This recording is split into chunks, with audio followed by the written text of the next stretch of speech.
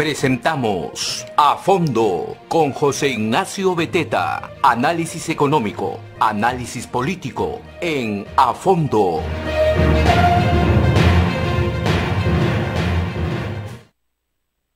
Buenos días, soy José Ignacio Beteta, conductor de A Fondo, presidente de la Asociación de Contribuyentes del Perú, siempre gracias a la red de comunicación regional.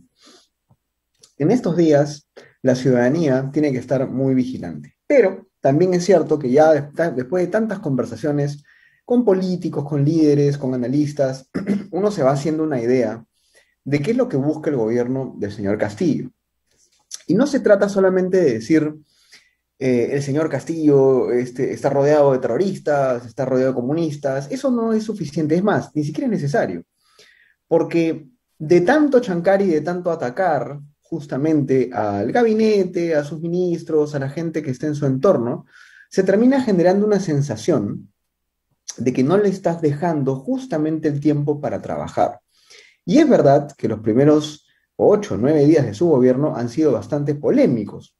Trabajar desde una casa en Breña, elegir al señor Bellido con un claro y evidente conflicto de posición por haber estado y por estar investigado por vínculos con el terrorismo, y muchas otras decisiones que no han dado confianza ni a los negocios ni a los mercados. El precio de los alimentos sigue subiendo o está arriba. El pollo ya está en 9, 10 soles, la manzana, las frutas, las verduras han subido un sol 50, 80 céntimos.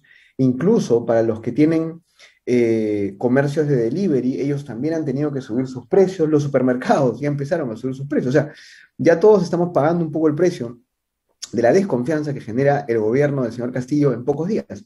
Sin embargo, tenemos que actuar con mesura, porque la mesura y el aguante, la paciencia para ver qué más hacen, cómo proceden, qué errores cometen, ¿no es cierto?, implica, ¿no?, una virtud, implica paciencia, ¿no?, prudencia. Pero eso va a hacer que el gobierno sea libre para trabajar en las siguientes semanas y que la población pueda ver con sus propios ojos qué es lo que está pasando, sin el ruido del ataque, sin el ruido de la acusación, sin el ruido de todo el tiempo el machacar que son comunistas, que son terroristas, y que son comunistas, y que son terroristas. Yo creo que lo que va a ocurrir en las siguientes semanas es que este gabinete, que como siempre lo hemos dicho, está conformado por personajes que no dan la talla, va a terminar cometiendo más errores y va a terminar metiendo más la pata. Y eso va a implicar luego que tengan que afrontar sanciones, investigaciones, que de alguna forma los pongan a ellos mismos en una situación vulnerable. El Congreso tiene un rol importantísimo. En este momento no tienen los votos para vacar al señor Castillo. Y también sería apresurado. Porque efectivamente, por todos los indicios que nos dan, por todas las señales que nos dan, da la impresión de que van a querer hacer cosas de verdad que muy malas en el gobierno. Pero la calle tiene que darse cuenta. La ciudadanía tiene que darse cuenta con sus propios ojos de eso. Eso puede tardar un mes y medio, 3 semanas, 2 meses, no lo sabemos. Pero la ciudadanía, la prensa, los medios, tenemos que actuar con mucha inteligencia, destapando los casos de corrupción, destapando las malas contrataciones, destapando los errores, destapando las visitas extrañas que hay a Palacio y a la presidencia y el Consejo de Ministros, ¿no?, haciendo luz, echando luz sobre lo que está pasando, pero siempre con la prudencia para saber que el pueblo, la población, la ciudadanía, esta vez tiene que estar de acuerdo con el Congreso, tiene que haber un sentimiento popular, tiene que haber una base, una calle que sostenga la decisión que podría tomar el Congreso en las siguientes semanas, en los siguientes meses.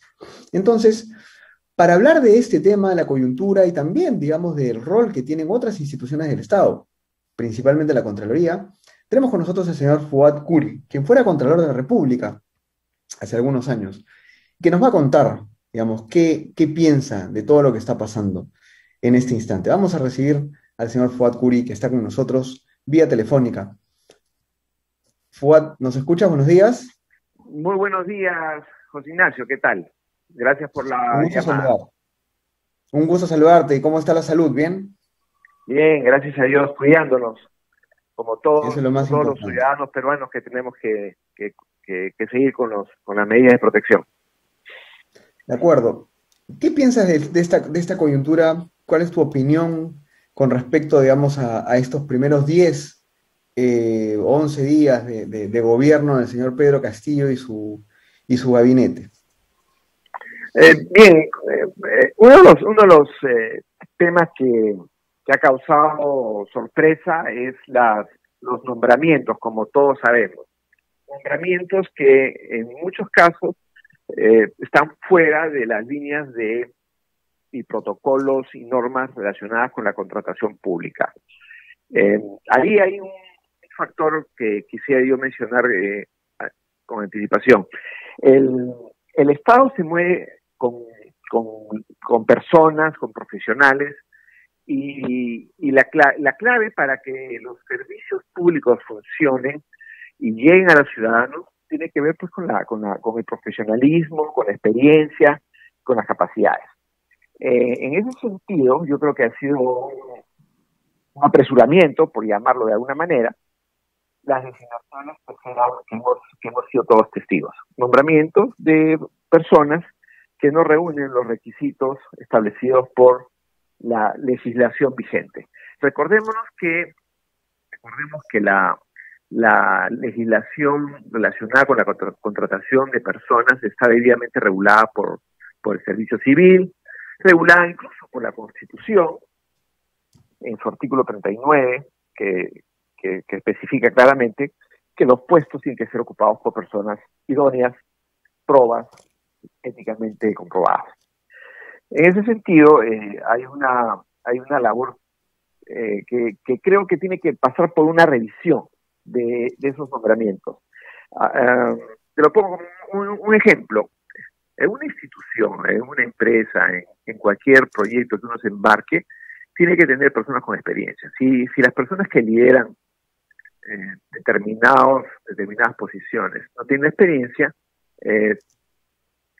no nos podemos imaginar otra cosa que los que le siguen tendrán esa misma línea.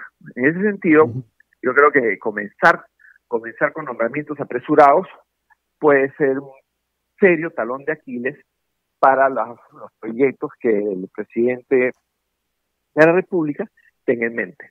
Es clave, o sea, las personas hacen las cosas y eso tiene que reflejarse pues en las capacidades, ¿no? Entonces, en ese sentido, y ahí viene la pregunta tuya y el tema, el rol de la Contraloría. La Contraloría es el órgano que verifica, de acuerdo a ley, la legalidad de los actos públicos.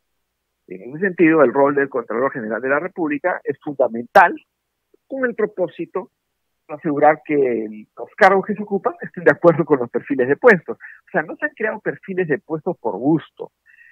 Los perfiles de puestos son normas que hay que cumplir. En ese sentido, bueno, hoy tenemos un serio problema. ¿Qué podemos esperar de funcionarios que tengan que manejar conflictos sociales, funcionarios que tengan que manejar los servicios de inteligencia, funcionarios que tengan que responsabilizarse por la salud, por la educación, por el agro? Y los cuestionamientos que hay son serios, pues. Entonces, yo, en mi opinión, creo que todavía está a punto, o sea, no hay mejor momento ahorita, dadas las circunstancias, de hacer un análisis profundo de a quienes están contratando con el propósito de hacer las correcciones necesarias. Yo creo que por ahí va la cosa, ¿no? Una pregunta más técnica.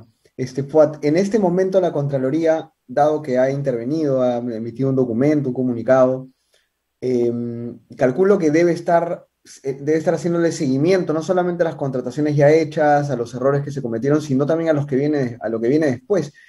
Bueno, para empezar, pregunto si esto es así, si van a seguir, ¿crees tú que van a seguir haciendo el seguimiento? Y lo otro es, explícanos un poco, porque la gente a veces no entiende mucho esto, ¿cuál es la diferencia entre un cargo de confianza y los demás cargos en el Estado? Porque los cargos de confianza no pasan por un concurso público, ¿no es cierto? Exacto. A ver, primero, la Contraloría sí ya tomó las cartas en el asunto. Hay dos informes contundentes, uno sobre la oficina de despacho del presidente, que hizo girar la decisión del presidente de la República de despachar en su casa y ahora está despachando en el Palacio, producto de una llamada de alerta de la Contraloría. Segundo, hay un segundo informe relacionado con el nombramiento de un funcionario en el Ministerio de Transportes y Comunicaciones, y que han sido documentos y informes que han sido emitidos rápidamente. Y obviamente, por información que tengo de adentro de la Contraloría, están trabajando intensamente en revisar ese tema, porque es clave. Mira, si la ineficiencia es la madre de la corrupción, es una frase que le he mencionado varias veces, porque si tú nombras a una persona que no es capaz de realizar el trabajo, entonces, ¿cómo lo va a hacer? Entonces, hay una suspicacia ahí. Nombramientos políticos, nombramientos a dedo, nombramientos interesados. Por eso las normas relacionadas con la contratación de los funcionarios públicos son muy claras. Tiene que tener experiencia, tiene que tener las calificaciones correspondientes, tiene que tener estudios. Y regresando al tema del personal de confianza, el personal de confianza igual que un puesto que no es de confianza tiene que tener carácter, tiene que tener y cumplir con los requisitos del puesto. Hay una norma legal que establece que el personal de confianza no puede exceder del 5% del total de la planilla, así que no son muchos. Y si ese 5% supera las 50 personas, tampoco pueden contratar más de 50 personas. Los cargos de confianza no significan la libertad de contratar a personas con antecedentes, sean penales, sean judiciales, o tengan estén reñidos, hayan participado en eventos que estén reñidos con la moral y otros temas. En ese sentido es fundamental, para que se logren los objetivos. En ese sentido, Ignacio, tenemos que estar muy alertas para efectos de supervigilar no solamente la Contraloría, sino la misma prensa, los medios de comunicación y la sociedad civil, como lo que está haciendo, de ver cuáles son las personas que están entrando al gobierno, ¿no? A gobernar y a dirigir políticas públicas. No es sencillo. Mira, la complejidad del Estado es de tal magnitud, la sobreregulación que tú ya conoces es de tal magnitud que no podemos darnos el lujo de tener personas dirigiendo grandes procesos sin las capacidades correspondientes. Es un riesgo muy alto. O sea, eso deriva en incompetencia y en incapacidad de conseguir las metas que se proponen. De acuerdo. ¿Cómo puede la ciudadanía participar en esto? Ayer, con la Asociación de Contribuyentes, hicimos un video. Uno de los chicos de la oficina, que no es un especialista en derecho administrativo ni nada por el estilo, simplemente agarró y se filmó a sí mismo en la computadora, tratando de encontrar como ciudadano, ¿no?, información sobre las contrataciones de personal en el Estado. Demoró 25 minutos, luego en el video todo se aceleró y lo redujeron, hicieron una edición muy simpática, en 3 ministerios, el Ministerio de Salud, Ministerio de Comercio Exterior y Turismo, Ministerio de Agricultura, y no pudo encontrar casi, o sea, ni con facilidad, y en algunos casos no pudo encontrarlo, simplemente quién era la persona que ocupaba un cargo, cuánto ganaba, ¿no?, y cuál era el perfil del cargo en un solo lugar. Toda la información estaba dispersa, no estaba, o estaba desactualizada. ¿Cómo estaba? Sí. Sí vi el video y me quedé sorprendido de que la información data de hace 3 años de antigüedad y en muchos casos es difícil encontrarla. Mira, sabes que la falta de transparencia es igual a corrupción. Hay una fórmula que estableció un estudioso de la corrupción que dijo que a menor transparencia y menor rendición de cuentas es igual a mayor corrupción. no nos olvidemos que vivimos en un país con una corrupción sistémica. Y cuando me refiero a corrupción sistémica, me refiero a que es una corrupción que está enquistada, ¿cierto?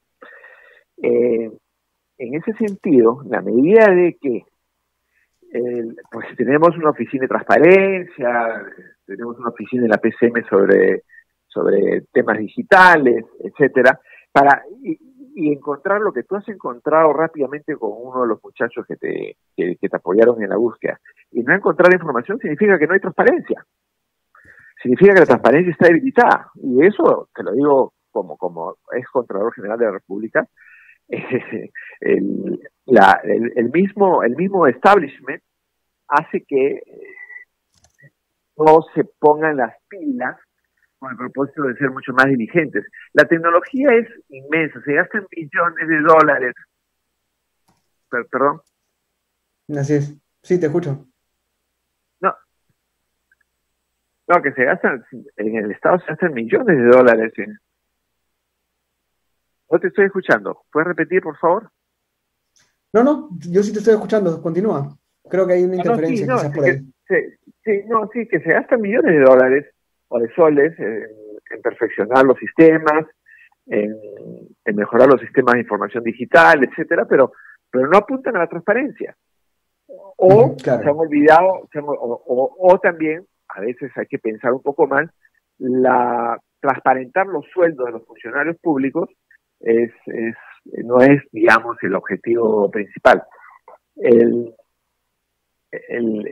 hecho de que de tener a ver, los tres niveles de gobierno, que son los gobiernos nacionales, regionales, municipales y el ejecutivo, tienen normas que cumplir, y en ese sentido resulta que una de las prioridades que tiene que tener el Estado es transparentar toda la información. La información pública, los funcionarios públicos tienen que ser en esencia transparentes en todo sentido. A ver, miremos el pequeño escándalo que se armó por los 5 días de gobierno, en donde no se supo quiénes visitaban al presidente, quiénes entraban y salían en las reuniones, porque eso está prohibido. O sea, todos los actos de todas las instituciones tienen que ser transparentes. ¿Quiénes entran? ¿Quiénes salen? Te cuento que acaban de renunciar 2 viceministros del Ministerio del Interior, Carlos Reón Romero y Nicolás Ceballos Triboso, y han enviado una carta que la han hecho pública en el diario El Comercio, digamos, un investigador del comercio, ¿no? Y el señor Nicolás Antonio Ceballos Triboso, que era viceministro del Interior, renuncia, dice, porque ha tomado conocimiento de decisiones que no garantizan las condiciones necesarias para continuar y sostener el fortalecimiento de nuestra Policía Nacional. Y el señor Carlos Enrique León Romero, en su carta dice: motiva mi renuncia el tomar conocimiento de decisiones que afectarían seriamente la confianza de la ciudadanía en nuestro sector. Y dice, ¿no? Así como la pretendida designación del señor Grover Mamani Condori como director general de la Dirección General de Gobierno Interior. Acaban de renunciar estos 2 viceministros. Sí, acabo de ver los documentos, José Ignacio. A ver, no solamente en el Ministerio del Interior, sino en varios ministerios, los funcionarios de carrera están muy preocupados por lo que están observando en designaciones, en definiciones de política, y obviamente esto se refleja en la preocupación que tenemos todos los peruanos, o la mayoría de los peruanos, según las últimas encuestas, que todavía no tenemos claro el rumbo que va a seguir ese gobierno. Entonces, tanto en el Ministerio de Defensa tenemos un tema muy serio ahí, con la designación de un ex policía dirigiendo las Fuerzas Armadas. Eso es un sinsentido. No sé, no precisan las cartas de los viceministros de la policía cuáles son en realidad los orígenes de los cambios que se están haciendo. Pero sí, hay que estar atentos, tenemos que estar vigilantes de qué se está haciendo. Lamentablemente, las señales no son buenas. O sea, ninguna señal que hemos visto desde que juramentó el presidente, ninguna señal, excepto quizás la economía, ¿no es cierto? Que las declaraciones del ministro Franklin han sido bastante lúcidas, en mi opinión, y un mensaje para transmitir calma a los mercados. No sabemos, o sea, en el Ministerio de Trabajo se aprobó la designación de un sindicato en cuestión de un FAS, como le llaman, una FAS designación, una FAS aprobación. Tenemos declaraciones de la vicepresidenta donde está pidiendo licencia por 5 años. Yo no he visto nunca una licencia por 5 años, eso no existe. Entonces hay una serie de... A ver, yo creo que el gobierno ha ganado las elecciones, pero sin tener los cuadros necesarios. Eso está clarísimo. Los cuadros, sí. los equipos para poder gobernar. Entonces quizás están haciendo su mejor esfuerzo por designar a las personas, por un lado, que puedan ejecutar las políticas públicas, y por otro lado también está y eso es normal también, que los partidos que llegan al poder lleven a la gente de confianza. Pero la gente de confianza de los titulares de las instituciones públicas, desde la presidencia hasta los ministerios, esas designaciones están siendo, digamos, están siendo efectuadas de una manera que están llamando a la preocupación a la ciudadanía entera. Entonces, mira, yo creo que todo esto se va a tener que enmendar porque tiene que presentarse legalmente al Congreso de la República, y de una manera tenemos que el país se tiene que tranquilizar, las cosas se tienen que ordenar, y quizás pues tenemos que darle el beneficio de la duda, con el propósito de dejarlo gobernar al presidente Castillo y que haga las correcciones que sean necesarias. Eso sí es importante. Yo creo que el país está esperando las correcciones que se tienen que llevar a cabo, y si no, pues vamos a seguir mirando con estupor las consecuencias de una nueva gestión que al carecer de cuadros podemos tener efectos masivos en la consecución de los objetivos. Mira, hay funcionarios, yo lo que creo es que lo que tiene que hacer el gobierno es dejar a los funcionarios claves en sus puestos un tiempo, hasta que puedan asimilar y conocer las reglas de juego. Las reglas de juego dentro del Estado son muy complejas. Mira, la ley de contrataciones, que la conoces bien, es una sola ley, es sumamente compleja. Y en el Estado hay más de 300.000 normas hoy vigentes. Entonces, no es tan fácil. Entonces, echar a andar la maquinaria, echar a andar un país, se requiere especialización, expertise, conocimiento, y para ser un poco más duro, la política no hace la gestión. O sea, hay una posición política, sí.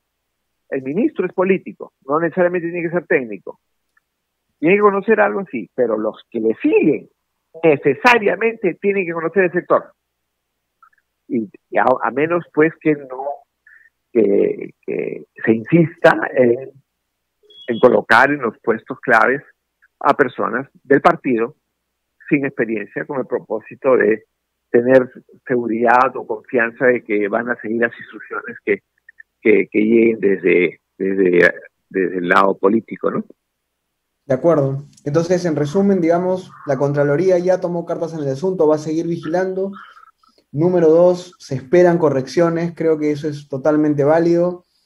Y número 3, como bien decías, en esa espera, ¿no? En esa espera de algo de paciencia, digamos, de la ciudadanía y de los medios, de ver qué es lo que más pasa, lamentablemente, pues, los ciudadanos vamos a tener que seguir viendo cómo un grupo de profesionales que no reúnen las capacidades técnicas van a hacerse cargo, pues, de los asuntos públicos, ¿no? Y eso, como tú dices, va a tener consecuencias en las funciones que tienen, en los objetivos que tienen que cumplir. Y eso pues ya, y el Perú no está para esas cosas, ¿no? O sea, hace ya años que estamos cayendo económicamente, con o sea, con los negocios muy bajos, la De- gente de- cada vez de- más informal, más pobre, ¿no? perdóname la interrupción. Desde ya, Sí, o sea, ya sabemos que la gestión pública es deficiente. Ya sabemos que la gestión pública es ineficiente en promedio, ¿no es cierto? Porque el mejor indicador de todo es la ejecución del presupuesto. Y si no ejecutas el presupuesto es porque no tienes las capacidades para realizarlo. Si a eso le agregas personas que van a ejecutar el presupuesto, ¿no es cierto? Porque el ejecutivo es eso, ejecutar. Personas que carecen de los conocimientos. Y si a eso se van a enfrentar a una corrupción que está enquistada en muchos lugares, uno de los ministerios más complejos en temas de corrupción es transportes. Te lo digo por números que se conocen.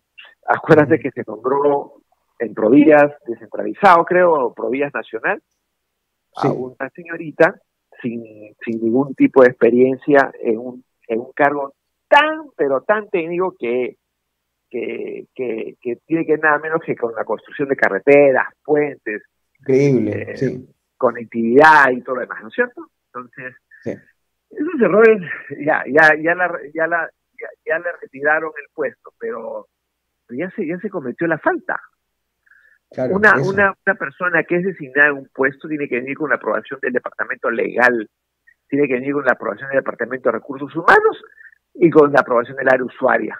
O sea, tiene que haber, o sea, el que firma la designación y que esa designación aparece en diarios oficiales peruanos, cuando el contralor va a auditar, va a pedir dónde está el sustento. Si no está el sustento, y hay una falta administrativa, claro.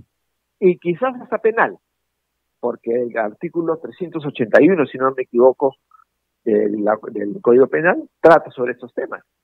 Entonces, De acuerdo. a ver, siendo positivo, yo creo que tenemos que ser positivos en la coyuntura como estamos. Yo creo que el presidente de la República tiene la mejor intención de generar bienestar a la ciudadanía. Lo que él tiene que entender, lo que tiene que ver, es que tiene que supervisar esas designaciones. Que se tome un tiempo y que asegure y que dé la instrucción. Mira lo que te estoy diciendo. Que ordene que los puestos que se vayan a nombrar, los puestos técnicos de viceministros, jefes de gabinete, direcciones generales, tengan personas con la calificación que manda la ley, porque insisto, los puestos, los perfiles son normas.